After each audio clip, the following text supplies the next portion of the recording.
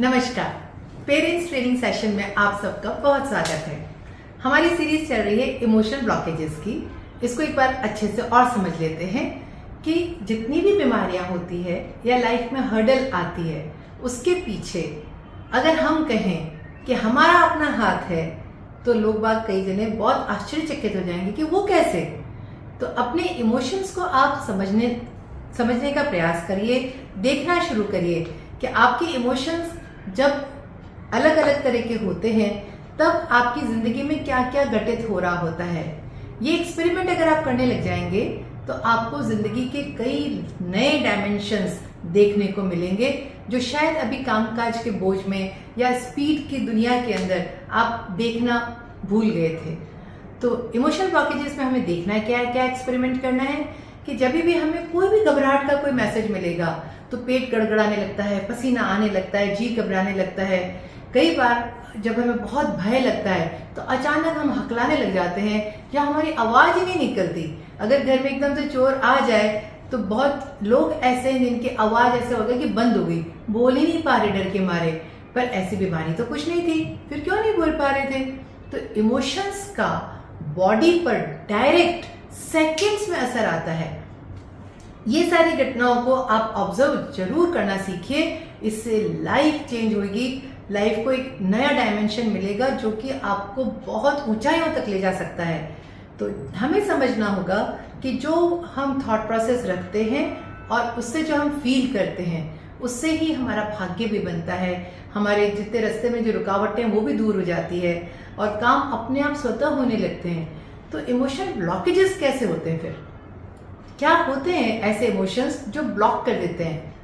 हम बच्चों के अंदर बहुत सारा फियर भर देते हैं। स्कूल के अंदर देखेंगे तो होमवर्क नहीं किया तो ये हो जाएगा, अगर लेट आएंगे तो ऐसा होगा, तो फियर आता है। मम्मी भी बोलती है देख तू लेट जाएगा ना तो तेरे को फिर स्कूल में तेरे को डांट पड़ेगी, तेरे को बाहर निकाल देंगे।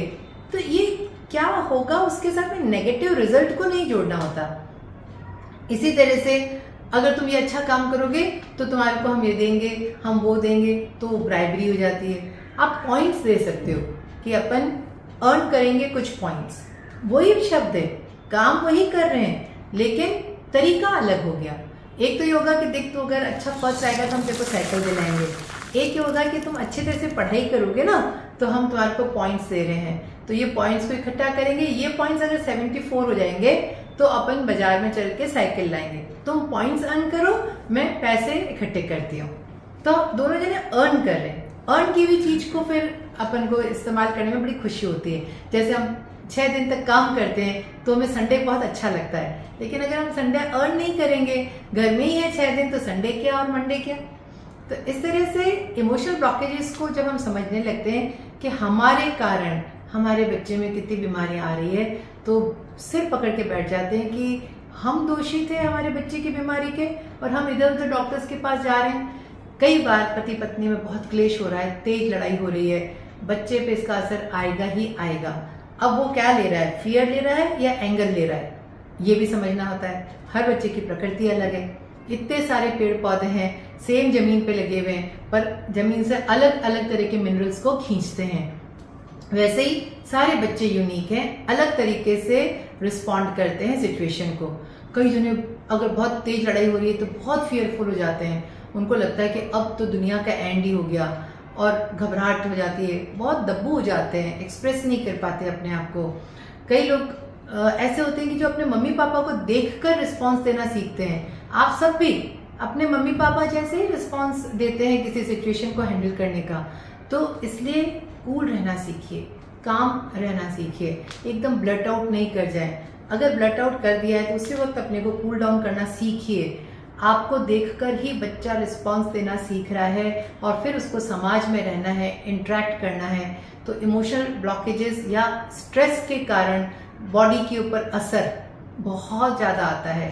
सारी बीमारियों का कारण ही एक ही है कि हमने इमोशनल ब्लॉकेज ले लिया है, या उसको दूसरे शब्दों में बोले तो हम किसी चीज़ का प्रेशर ले रहे हैं या स्ट्रेस ले रहे हैं।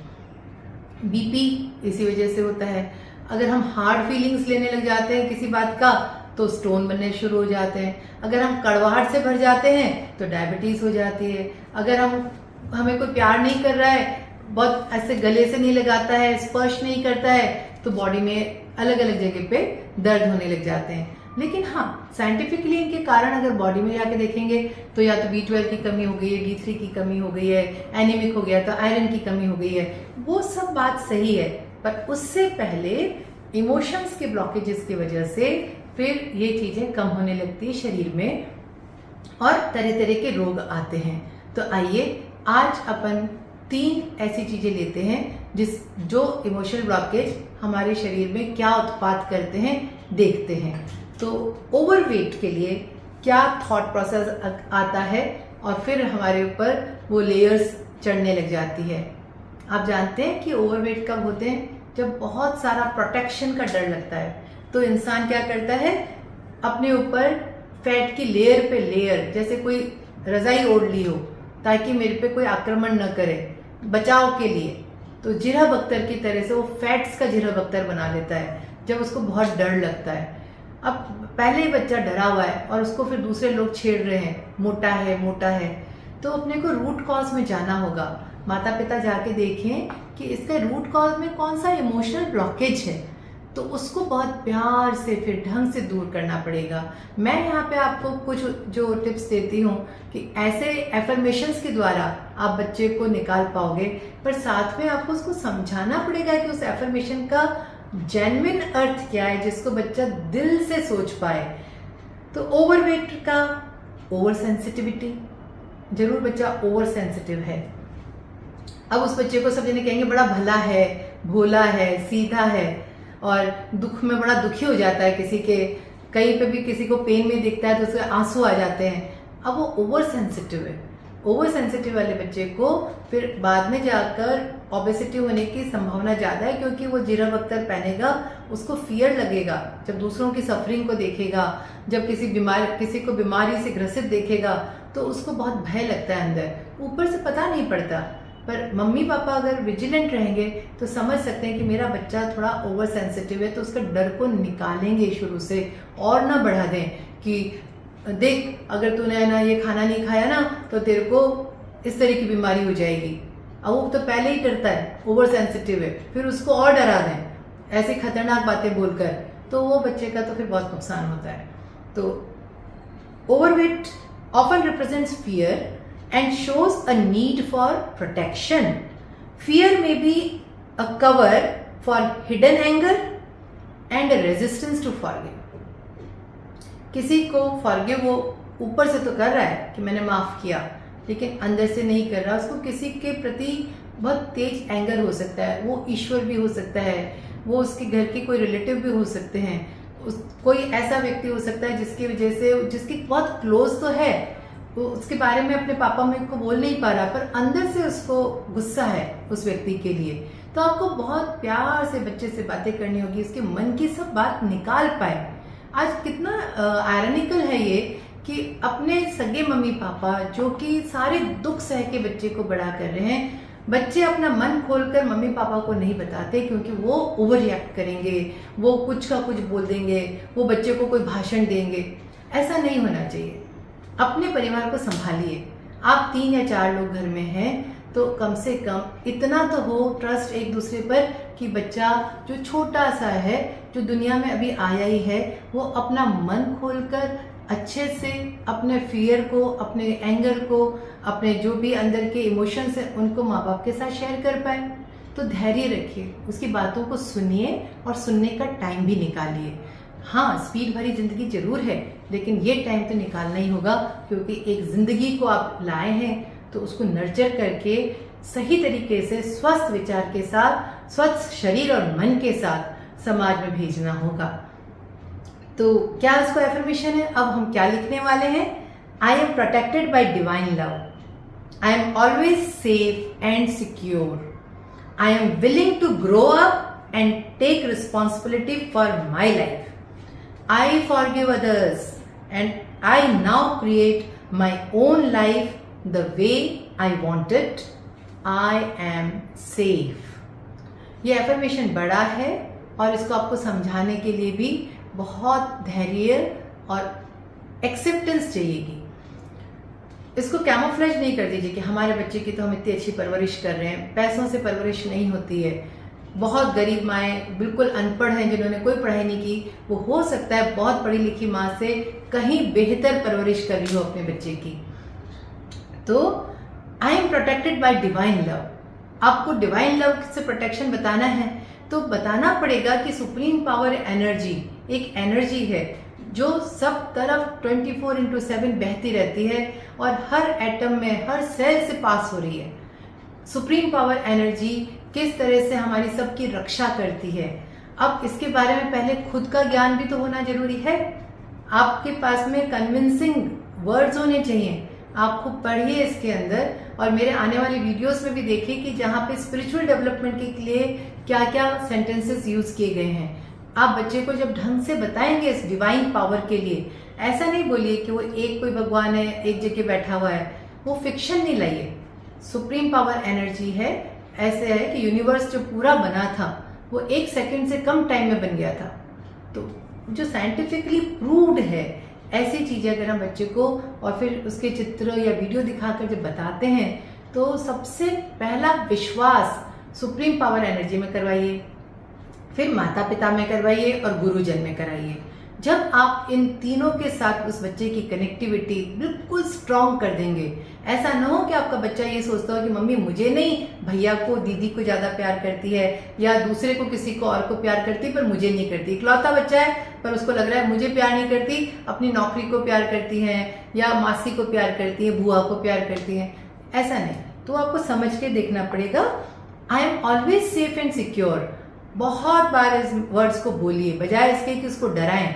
बार बार बच्चे के सामने ये सेंटेंसेस आने चाहिए, we are safe, we are secure, that divine power is protecting अस।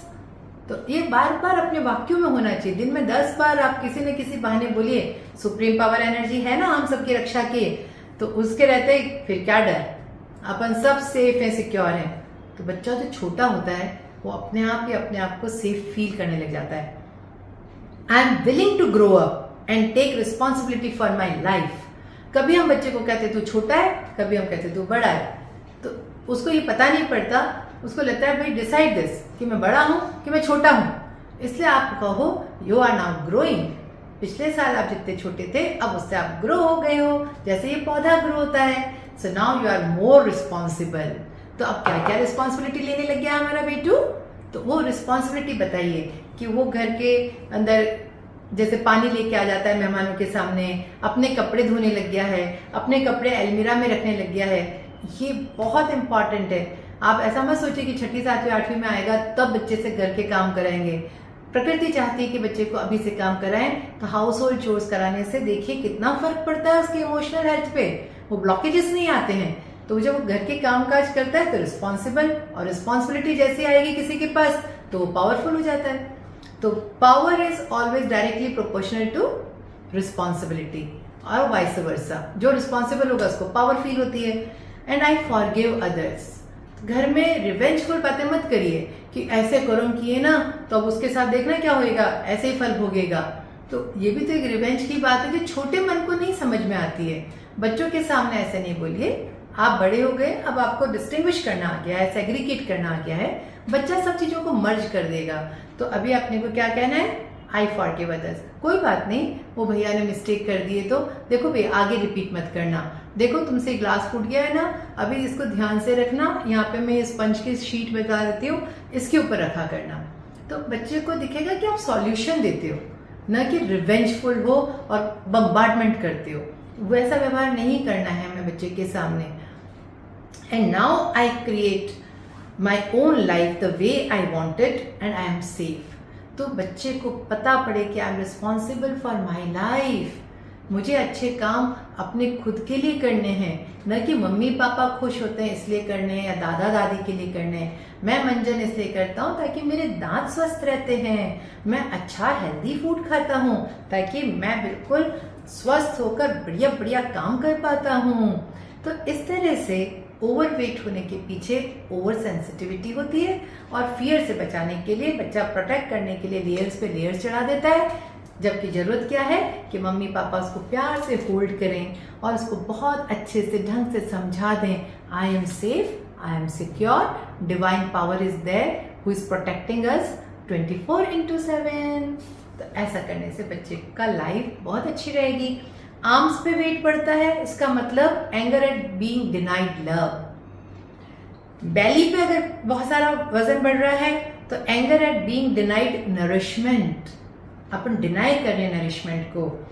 हिप्स पे अगर वजन बढ़ रहा है तो lumps of stubborn anger at the parents, parents के ऊपर बहुत जिन बच्चों को गुस्सा है वहां पे हिप्स के ऊपर वजन बढ़ने लगता है। और थाइस पे अगर वजन बहुत ज्यादा है तो packed childhood anger often rage at the father. बताइए, बच्चे ने वो अपना एक्सप्रेस नहीं करा लेकिन प्रोटेक्शन के लिए थाइस पे लेयर की लेयर चढ़ा दी। तो ये सारे जब थॉट्स अपने को पता हो जाते हैं तो मेन थॉट क्या है, I am safe, I am secure, I am protected by the divine power, I nourish my self with spiritual food, I am satisfied, I am free, I am safe, I am secure. तो इस तरह के affirmations को जगह जगह लिख कर रख दीजिए। बच्चा पढ़ना नहीं जानता है पर आप पढ़ना जानते हैं तो ये आपके लिए हो जाएगा कि मुझे बच्चे के अंदर ये फीलिंग डालनी है। और साथ ही साथ बाथरूम के मिरर पर, मोबाइल के अंदर इसको अपन अच्छे से रिकॉर्ड कर लेंगे। और भी तरीके जहाँ कहानियाँ हो, गूगल के ऊपर दिखाते हुए, यूट्यूब पे दिखाते हुए कि डिवाइन पावर इज देयर। अभी रिलीजन पे मत जाइए, पहले स्पिरिचुअलिज्म पे जाइए। Spirit is same in all the continents. जो स्पिरिचुअल डेवलपमेंट का जो तरीका है सारे कॉन्टिनेंट्स का सेम है, हर मनुष्य के लिए सेम है। तो अभी स्पिरिचुअलिज्म की तरफ करते हुए बच्चे को आप अच्छा विकास दीजिए, अच्छा माहौल दीजिए। छोटी सी भूल से बच्चे के किस तरह से ओबेसिटी आ जाती है, किस तरह से उसके या तो आर्म्स मोटे हो जाते हैं, या फिर पेट, या फिर थाइज, या फिर हिप्स। तो ये जगह जगह के जो फैट पड़ रहे हैं उसके पीछे भी अलग अलग तरह का एंगर है। तो वो एंगर को जड़ से हटा देते हैं, फियर को जड़ से हटाते हैं। कैसे? कन्वर्स करके, ट्रस्ट के द्वारा। और ऐसा परिवार तो अपन जरूर बनाएंगे, हमारे 3-4 जनों का जो ये सुखी संसार है, जहां हम एक दूसरे पर आंख बंद करके ट्रस्ट कर सकें, अपने मन को खोल के बता सकें, इधर उधर नहीं भटके अपने मन की बात कहने को। हमारे माता पिता सर्वोत्तम हैं, उनका रिस्पॉन्स इतना अच्छा है कि बच्चा अपनी बात को आराम से बता पाता है। तो आइए ऐसा प्यारा सा परिवार बनाएं और समझ के साथ बच्चों को परवरिश दें।